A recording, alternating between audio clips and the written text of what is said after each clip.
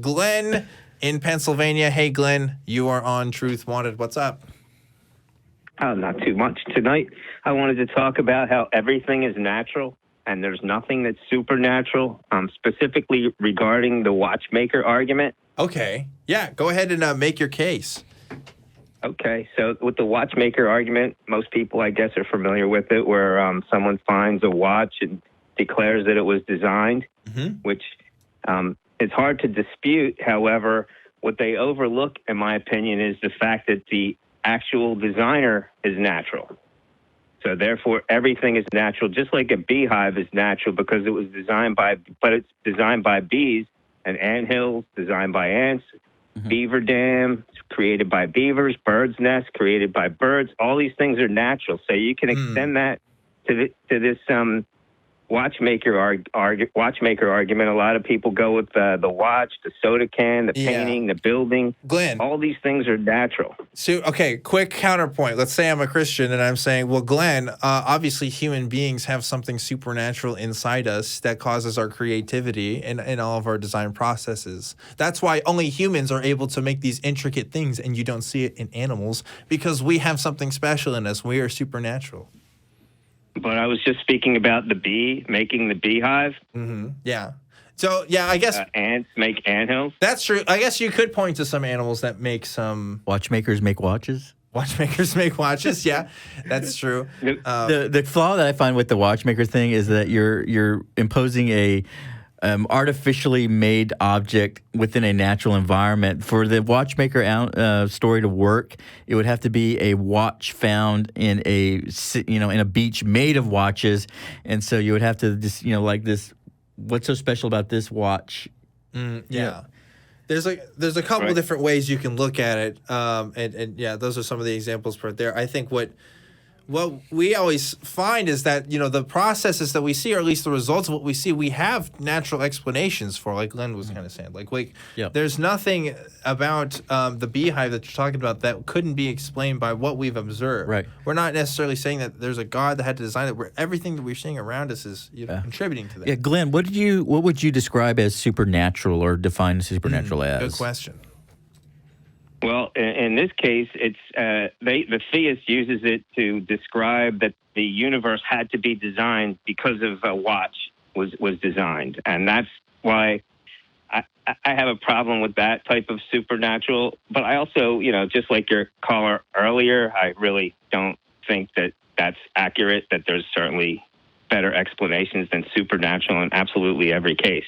Yeah. And here's the other problem too, because we were alluding to this a bit in the previous call, but if there is such a thing as supernatural, and if we can observe anything about it, any even long-term effects, even if it's just like a before and after of a stick in a rock, that's an observation that's within the natural realm that we're attributing supernatural explanations to. So it's affecting the natural realm to some level. It almost doesn't make sense to call something supernatural if it's working in the natural. And sometimes we may not even have the tools available to detect what this phenomena is. Sure. And, fortunately, we have the scientific method, which is involved in hypotheses. And you can speculate based upon what observable data that you have. Yeah. Some people may refer to that as supernatural. I mean, there was a time in the history where a rainbow was considered supernatural. That's true. Yeah. The rainbows in the Bible are described as creations of God. And that doesn't mean that God couldn't necessarily work within the natural. But if that's the case, then we still have the problem of figuring out eclipses. Yeah, well, yeah. Supernovas. Yeah. We'd still have the problem of figuring out, how do we determine if something is supernatural or it comes from supernatural origins if we keep finding it seems to be natural turtles all the way down. Yeah. Right? Well, we had the early caller who was saying, I believe that I cast out demons. Well, how do you know they were demons? How do you know you have magic? How do you know? How do we know that this stick was? How do I know I'm not a fucking wizard, Derek? How do I know? I want to know. I think he was just trying to, he may have been trying get brownie points. Get brownie points. You might be right. He wanted to meet you in that. That park.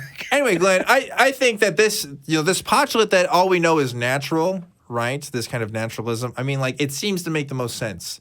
I can't even conceive what the supernatural would be at this point, right? Yes, and I think everyone should really come to terms with the fact that everything is natural, and then they would get a lot further in their deep thoughts. Maybe so. Yeah. It's one of those things where it's like, well, you haven't, I can't say that Bigfoot doesn't exist because I haven't been across the United States and I haven't seen every single forest, every single tree. And it's like, yeah, okay. But what's most likely here? Because at the end of the day, we got to make a judgment call. Yep. Bigfoot. In order to just organize and operate as people. And sure, it has a lot to do with what's the most likely scenario also. Mm-hmm. Yeah, and go ahead. Yeah. I believe in Occam's razor. The most simple explanation is usually the most likely. Especially regarding these complex things that are claimed. Religion actually uses a religious razor, which goes as far as having the most complex explanation is correct, which makes absolutely sense.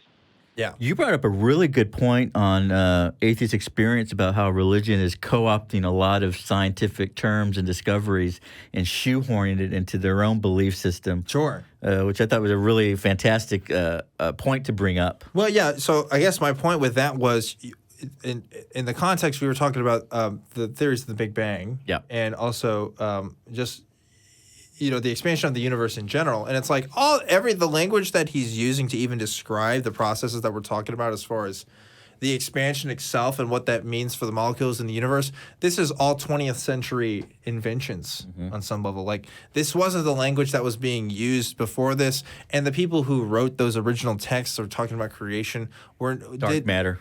It's very obvious they didn't have that conception. And I think to say otherwise, I think is foolish. Yeah. I think you're just saying that only because you're retroactively putting something into fit. I mean, if we discovered that that I don't know, unicorns are out in the universe somewhere, and that's the result of the Big Bang or something.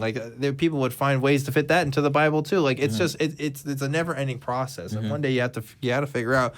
All right, is it more likely that these ancient people somehow had this divine knowledge of these processes? Which, by the way, the processes in Genesis do not match up at all with what theories of the Big Bang and stuff say. You can go into in-depth details about the individual days and stuff, but regardless.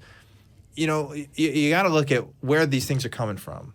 You got to see what's going to be more trustworthy. The observations of people who are looking at things for years and years and testing it and trying their best, or the writings of people that we can't verify, that we can't see what they even meant. So it's a whole conversation to have. But great points all around, Glenn. Did you have anything else you want to say before we kind of wrapped up this call here? Oh, sure. If you have another minute, I just wanted to say that I personally am a strong atheist and would love to see your atheist community have some kind of a strong atheist show. They're all weak atheist shows. I know it's a harder position to defend with the burden of proof and all, but it's a much more interesting and honest and accurate position. Yeah, so just for those who are unaware, there is a dichotomy between what's called weak atheism and strong atheism. And he's not talking about these guns right here, baby, because he knows who's a strong atheist. You're a level 2 wizard. I'm a level 2 wizard, at least. Gotta be at this point. But no, what he's talking about is the scales of atheism, right? The Dawkins scale of atheism. What we're saying is it's the difference between saying we lack a belief in God and knowing for sure that there is no God, right? And so that's what Glenn is saying. Glenn, I think, I don't want to put words in your mouth, but it sounds like you're saying, there has a strong belief that there is no God versus the lack of belief. And that's definitely a conversation that, we could explore. But what's up, Glenn? Yeah, it's just not 100%, but it's 99.9999 where it can be ruled out kind of situation. Yeah, and when you say strong atheism has to do with belief, really the opposite of agnostic would be Gnostic. That type Gnosticism would be a knowing for sure. And I'm not claiming that, but I'm really close to that, as close as you can get to that.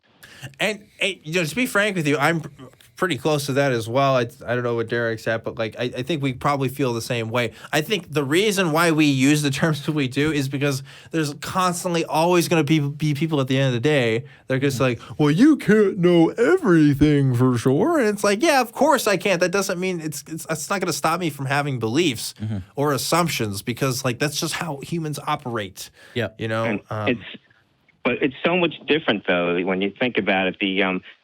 theists are saying the universe is 6 to 10,000 years old when it's clearly, 14.7, 14.8 billion years old. It's not even close. And that a complex being at the beginning would be more likely than simple things at the beginning. These things aren't even close to the same argument. Yeah, that's true too. But and sometimes beliefs aren't, as we talk about a lot here, aren't rationally motivated sometimes as well. Or right, but they should be. I think so too. And that's definitely something that we promote here and try to have conversations about. But great observations here, Glenn. Thanks again for calling in. I hope to hear from you again sometime. Oh, thank you very much. Yeah, have a great rest of your night here.